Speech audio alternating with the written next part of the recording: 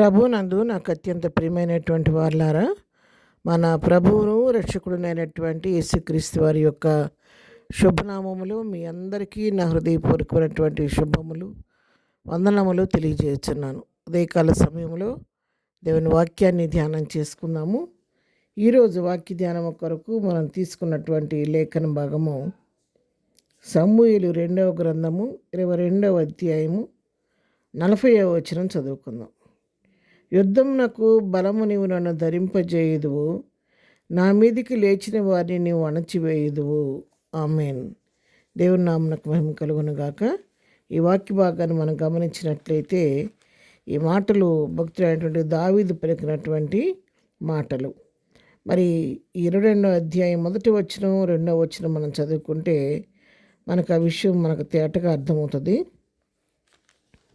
యెహోవా తను సౌలు చేతుల నుండి తన శత్రువులందరి చేతుల నుండి తప్పించిన దినమున దావీదు ఈ గీతవాక్యములను చెప్పి యెహోవాను స్తోత్రించెను. అతడిట్లనెను, యెహోవా నా శైలము, నా కోట, నా రక్షకుడు, నా దుర్గము, నేను ఆయనను ఆశ్రయించుదును. నా కేడెము, నా రక్షణ శృంగము, నా ఉన్నత దుర్గము, నా ఆశ్రయ స్థానము, ఆయనే నాకు రక్షకుడు, బలత్కారు నుండి నన్ను రక్షించువాడవు నీవే. దేవుని నామమునకు మహిమ కలుగును గాక.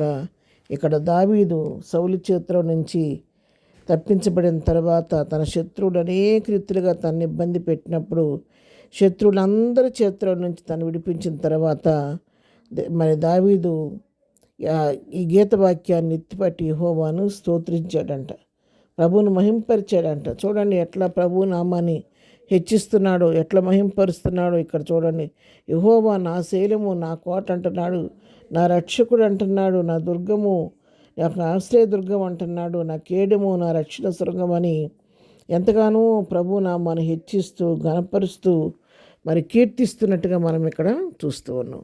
ప్రభువుని ఆ విధంగా గణపరిచి మరి అనేక విషయాలు తన ప్రభు దగ్గర నుంచి పొందుకొని వెళ్ళినట్టుని తలపోసుకుంటూ అన్నిటిని గురించి ప్రభు చేసిన వీళ్ళన్నీ జ్ఞాపకం చేసుకుంటూ ప్రభువును స్తుతిస్తూ వస్తూ ఈ మాట ఇక్కడ అంటున్నాడు, యుద్ధమునకు నాకు బలము ధరింపజేయవాడవు నీవే నన్ను ధరింపజేయుదువు, నా మీదకి లేచిన వారిని నువ్వు అణచివేయదు. అవును, ఈ దినాన నేను ఈ జయాన్ని పొందుకోవడానంటే, నా శత్రువులందరి చేతిలో నుంచి విడిపించబడ్డానంటే నా దేవా, అది కేవలం నీ వల్ల మాత్రమే, నీ కృపను బట్టి మాత్రమే విడిపించబడ్డాను. అన్ని పరిస్థితులకి నాకు నువ్వు తోడుగా నడిపించావు. యుద్ధంలో నాకు నువ్వు బలం ధరింపజేసావు కాబట్టే నా మీద లేచిన వారిని అణచివేయగలిగాను. ఈ యొక్క ప్రయాణం అంతట్లో నాకు ఎదురైన నా శత్రువులందరి మీద నీవే నాకు జీవన గురిస్తూ వచ్చేవని చెప్పి దేవుని స్తుతిస్తూ దేవుని నామమును మహింపరుస్తున్నట్టుగా మనం చూస్తూ ఉన్నాం. దావీదు జీవితంలో జరిగిన అన్ని అంశాలు మనం ఇప్పుడు ధ్యానం చేయలేం. కానీ ఉదాహరణకు ఒక విషయం మనం చూసినట్లయితే, మరి గొలియాతు మీదకు దావీదు వెళ్ళినప్పుడు గొలియాతు అజానుబాహుడు, మరి 6 మూల జానడు ఉన్నటువంటి అంత భీకరుడైనటువంటి వ్యక్తిని ఎదుర్కోవడానికి దావీదు ఎట్లా వెళ్ళాడు? 5 నున్నన రాళ్ళను తీసుకొని మరి తన ఒడిసెలు చేత పట్టుకొని మరి సైన్యములకు అధిపతి యెహోవా నామం పేరట యుద్ధానికి వెళ్ళినప్పుడు మరి ఒకే ఒక రాతితో ఆ ఒడిసెల్లో పెట్టి తిప్పినప్పుడు అతడు గొలియాతును పడగొట్టినట్టుగా మనం చూస్తున్నాం. ఆ రాయి దెబ్బ నొసటి మీద తగిలి అతను పడిపోయిన వెంటనే వెళ్ళి దావీదు తన కత్తితోనే అతను తల తెగనరికినట్టుగా మనం చూస్తూ ఉన్నాం. ఆ రోజున అలాంటి అజానుబాహుడైనటువంటి గొలియాతు మీద దావీదు జయం పొందాడంటే యెహోవా అతను బలపరచని బట్టి. అందుకే ప్రభు చేసిన ఉపకారాన్ని తలపోసుకుంటూ యుద్ధంలో నువ్వే నాకు బలం ధరింపజేసావని చెప్పి లేచిన వారు నా మీదకి లేచిన వారు నేను దాన్ని బట్టి అణచివేయగలిగానని ప్రభువును స్తుతిస్తున్నాడు. ప్రియులారా, ఉదయకాలం దేవుని వాక్యం నీతో నాతో సూటిగా మాట్లాడుతుండగా మనం ఎంతవరకు సజీవంగా ఉన్నాం, క్షేమంగా ఉన్నామంటే ఎన్నో ఒడిదుడుకులు తుఫాన్లు మన మీద కొట్టినప్పటికీ మనం వాటిని అధిగమించి రాగలిగామంటే కేవలం దేవుని కృపను బట్టి.